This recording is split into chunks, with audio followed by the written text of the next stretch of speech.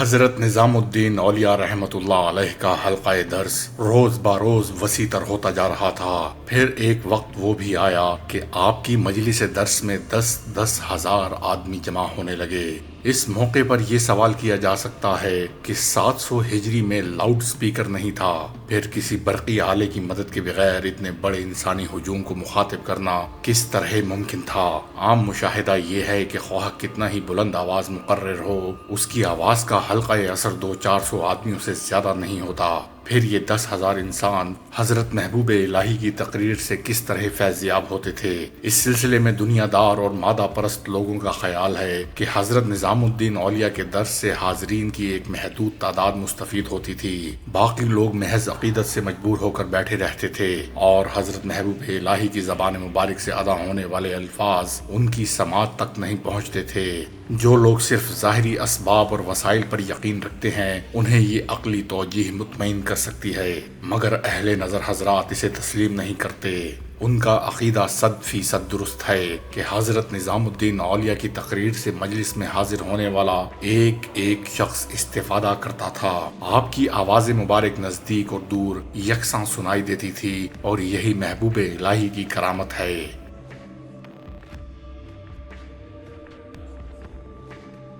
شہر ٹھٹھا میں شاہجہاں دور کی ایک ایسی مسجد آج بھی موجود ہے جس میں ہزاروں افراد نماز پڑھا کرتے تھے۔ جب خطیب کوئی تقریر کرتا یا جمعے کا خطبہ پڑھتا تو آخری صف میں بیٹھنے والے نمازیوں کو بھی اس کی آواز صاف سنائی دیتی تھی۔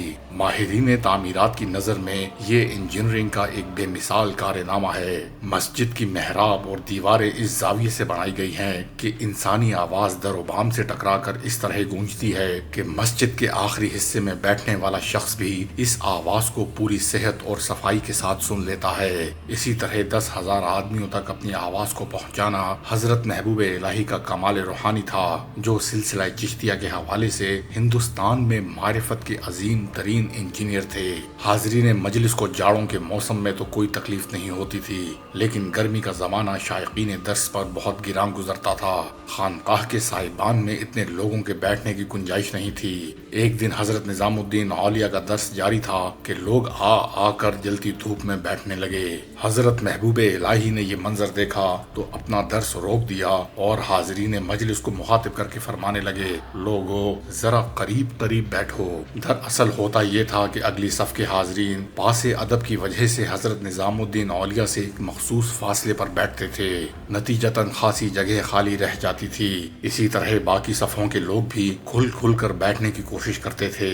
ایک تو صاحبان مختصر اور دوسرے لوگوں کا ہجوم، یہاں تک کہ آخری آنے والوں کو تپتی دھوپ میں بیٹھنا پڑتا تھا۔ اسی تکلیف دہ صورتحال کو دیکھ کر حضرت نظام الدین اولیاء نے حکم دیا تھا کہ لوگ مل کر بیٹھا کریں۔ پھر جب بھی اس قسم کی صورتحال پیش آتی تو حضرت محبوب الہی با آواز بلند فرماتے، لوگو ذرا پاس ہو جاؤ تاکہ دوسرے لوگ بھی سائے میں بیٹھ جائیں۔ تمہیں نہیں معلوم کہ دھوپ میں بیٹھے تو وہ ہیں مگر جلتا میں ہوں۔ یہی حقیقی صوفیت اور یہی منصب درویشی ہے کہ زخم کسی اور کے جسم پر آئے مگر اس کی خالص درویش کو اپنے دل پر محسوس ہو کہ بقول شاعر یہ معجزہ بھی محبت کبھی دکھلائے مجھے کہ سنگ تجھ پہ گرے اور زخم آئے مجھے۔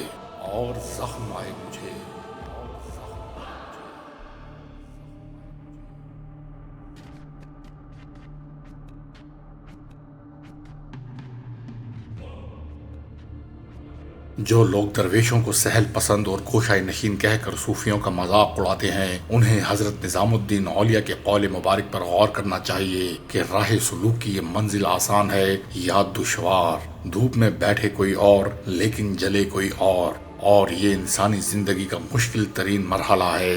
آج جن مہذب قوموں یا افراد کو خدمت خلق کا دعویٰ ہے وہ صرف ایک بار بھی اس کیفیت کا عملی ثبوت نہیں دے سکتے، مگر حضرت محبوب الہی وہ مرد درویش ہیں جو 95 سال تک سائے میں بیٹھ کر بھی دھوپ میں جلے ہیں۔ یہاں ایک درویش کا کسی دوسرے درویش سے موازنہ منظور نہیں، مگر یہ حقیقت ہے کہ تصوف کی طویل ترین تاریخ میں چند بزرگ ایسے ہی گزرے ہیں جو اپنے دلوں میں مذہب اسلام اور مخلوق خدا کا اس قدر درد رکھتے تھے۔ ایک حضرت غوث اعظم سیدنا شیخ عبد القادر جیلانی اور دوسرے حضرت نظام الدین اولیاء رحمت اللہ علیہم۔ دھوپ میں بیٹھے تو وہ ہیں مگر جلتا میں ہوں۔ یہ مختصر فقرہ حضرت نظام الدین اولیاء کے کردار کی بلندی اور روحانی عظمت کو سمجھنے کے لیے کافی ہے، اگر لوگوں کے ذہن کشادہ اور دل روشن ہوں۔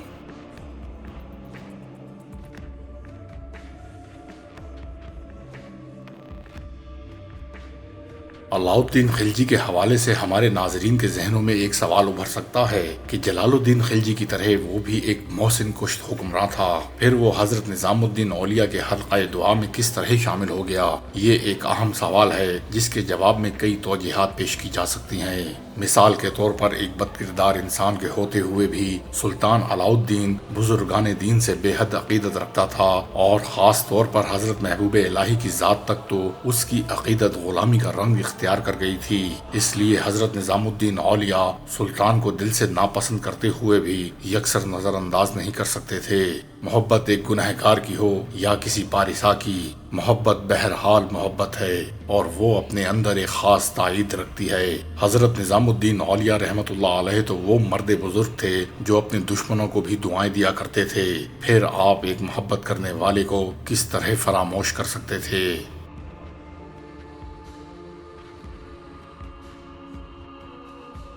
حضرت محبوب الہی اور سلطان علاء الدین کے تعلق کا جائزہ لیتے وقت اس حقیقت کو ہمیشہ پیش نظر رکھا جائے کہ حضرت نظام الدین اولیاء نے اس وقت دعا کی جب اسلامی لشکر خطرات میں گھر جاتا تھا۔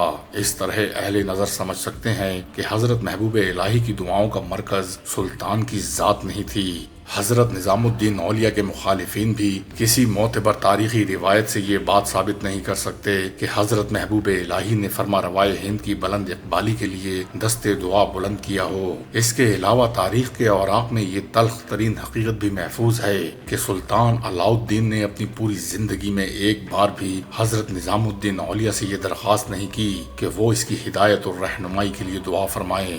سلطان خوش قسمت ہوتے ہوئے بھی ایک بد نصیب انسان تھا۔ چشمہ آب حیات کے قریب رہتے ہوئے بھی وہ آخری سانس تک پیاسا ہی رہا اور اسی تشنگی کے عالم میں مر گیا۔ سلطان شمس الدین التمش حضرت قطب رحمت اللہ علیہ کی خدمت میں رہ کر خود بھی ولی بن گیا، مگر علاء الدین کی تقدیر میں یہ سعادت نہیں تھی۔ اس نے جب بھی حضرت محبوب الہی کے سامنے اپنا دامن مراد پھیلایا تو اس کے ہونٹوں پر ایک ہی التجا ہوتی کہ لشکر اسلام غالب رہے۔ سلطان کی یہ درخواست بظاہر اپنے عروج اور اقتدار کے تحفظ کے لیے ہوتی تھی، مگر در پردہ اس التجا میں ہندوستان کے مسلمانوں کا اجتماعی مفاد پوشیدہ ہوتا تھا۔ الغرض ان تاریخی حوالوں سے یہ بات ثابت ہو جاتی ہے کہ حضرت نظام الدین اولیاء علاء الدین کی سربلندی کے لیے نہیں بلکہ ملت اسلامیہ کی سرخروئی کے لیے دعائیں فرماتے تھے۔ یہاں ہمارے ناظرین کو ایک اور اہم نکتہ بھی ذہن نشین کر لینا چاہیے کہ سلطان علاء الدین کی زندگی کے بعض پہلو بہت تاریک تھے۔ حضرت محبوب الہی تو ایک مرد کامل تھے۔ سلطان کی اس بے راہ روی کو کوئی عام صاحب کردار آدمی بھی برداشت نہیں کر سکتا تھا۔ اس کے باوجود حضرت نظام الدین اولیاء اور علاء الدین کے درمیان جس قدر بھی رسم و راہ تھی، اس کا بنیادی سبب حضرت امیر خسرو رحمت اللہ علیہ تھے۔